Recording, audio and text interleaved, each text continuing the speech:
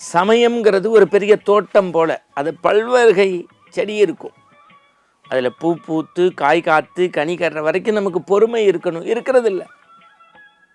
வச்சோன்னே தோட்டத்தில் பூ வரணும்னு நினைக்கிற மாதிரி நம்ம சமயத்தில் கடவுள் நமக்கு அள்ளி கொட்டணும்னு நினைக்கிறோம். ஆசைக்கு எல்லை உண்டா? எல்லை இல்லை. எப்படி சாதாரண விஷயம் சொல்கிறேன், அது ஆண் பெண் பால் பாகுபாடே கிடையாது. கடைக்கு போகிறோம், துணி கடைக்கு 50 சட்டையை பார்க்குறோம், 51ஆவதாக ஒரு சட்டையை எடுக்கிறோம்.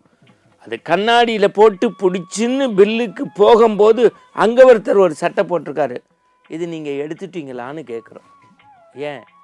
இதுக்கு பதிலாக அதை எடுத்தால் பரவாயில்லையான்னு மனசு நினைக்கிது. இது உண்மையா இல்லையா? அப்படியே பெண்கள் பகுதிக்கு வாங்க. நீங்கள் 100 புடவையை அலசி ஆராய்ந்தாலும் 101 ஒன்றை கட்டியிருந்தாலும் எதிர்த்தாப்பில் ஒருத்தர் கட்டிட்டு வர்றதை பார்த்து இந்த குஞ்சலம், இந்த புட்டா, இந்த பார்டர் எங்கே எடுத்தீங்க நீங்கள்? இது மாதிரி இங்கே கிடைக்குதா? எப்போ?